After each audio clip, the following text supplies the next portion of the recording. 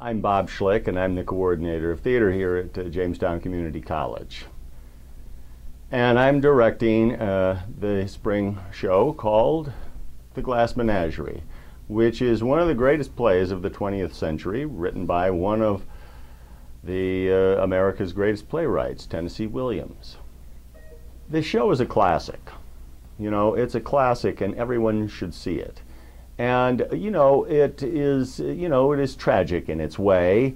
It's not a particularly happy story, but it is filled with a lot of, comic moments and things that people can relate to. And I think they can particularly relate to them right now. I mean, we are not living in the Depression, but certainly the economy could be a lot stronger.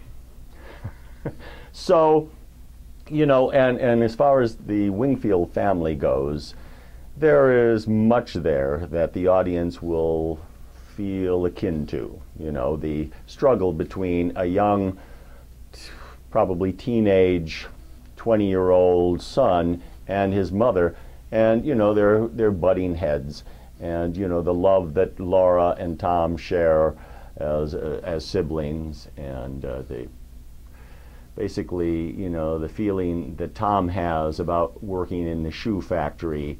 We all aspire to something great, perhaps, and not all of us, long to make a career out of working in a factory. But, that's just how life is sometimes. So, even though Tom has a good job, he looks at his life, as many young men and women do, and say, but is this it? Is this all there is to life? And, can't there be something more? And where do I fit in? Anything else you'd like to add? I've said about as much as I can think to say. Well, thank you very much for your time. And I hope I have not discouraged people from coming to see the show by saying that, that it's sad in many parts.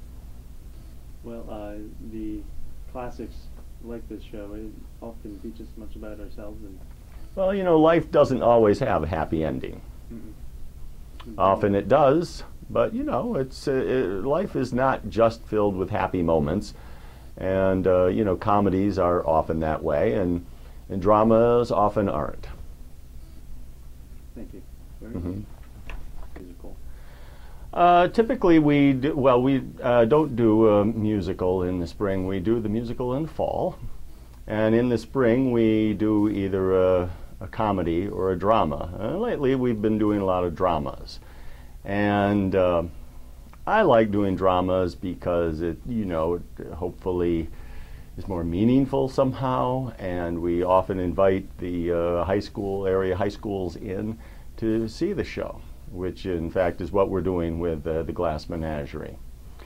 And the Glass Menagerie is a show, a play that often high schools read. I'm told maybe in 9th grade, although I think we have some senior classes coming this year as well. So I don't really know, but hopefully they're reading the show because it is a great piece of dramatic literature. And it deals with, of course, the title comes from the fact that there is this young girl named Laura Wingfield. And the story is unique in that it's told from the perspective of her brother, Tom. And Tom Wingfield is telling the story in the 1940s, but he's reflecting on an experience that happened in the 1930s, maybe 10 years ago.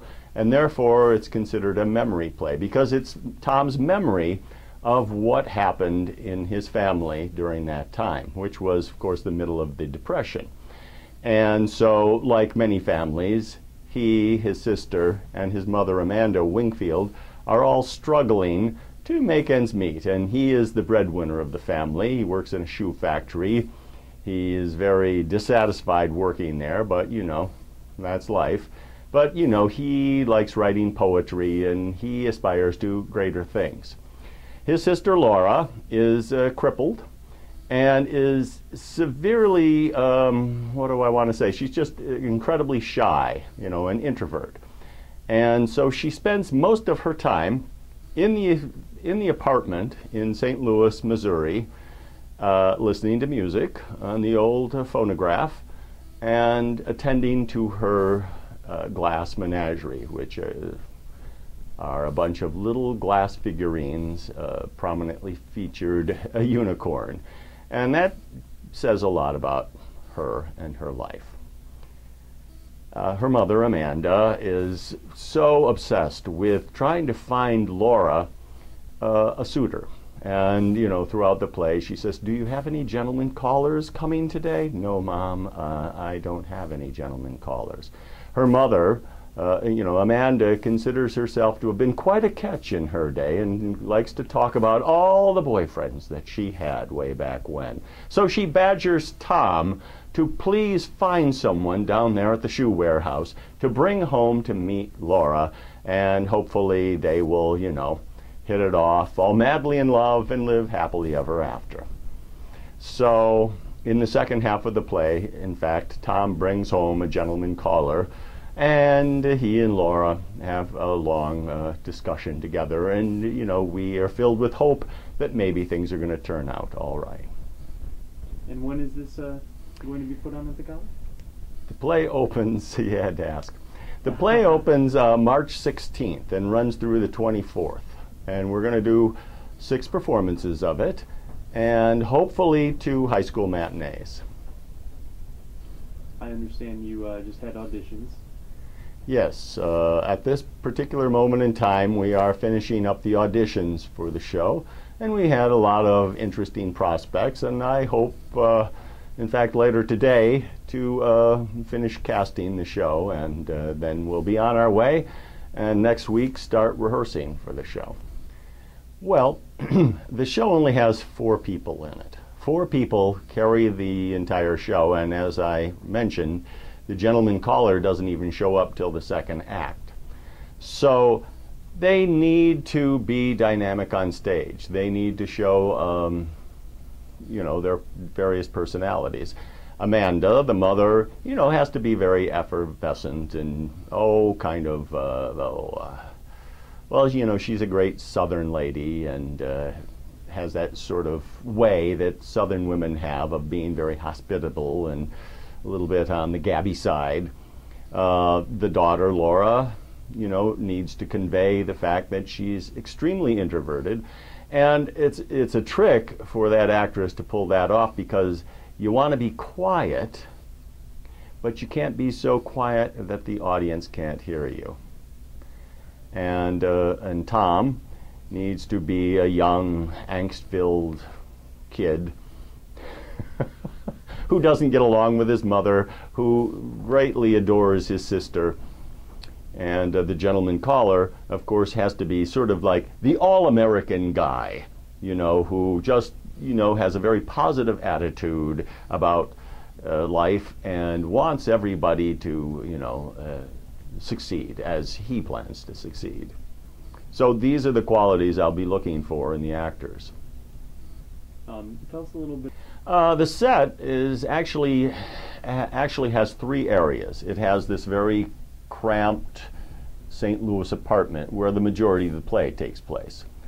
And then there is, outside of the apartment is a fire escape where Tom narrates most of the play, and a couple of scenes happen out there. And then it goes down into an alley, and across the alley is the Paradise Dance Hall. And the Paradise Dance Hall, of course, is symbolic in that young couples go there to dance, to escape their problems in the Depression.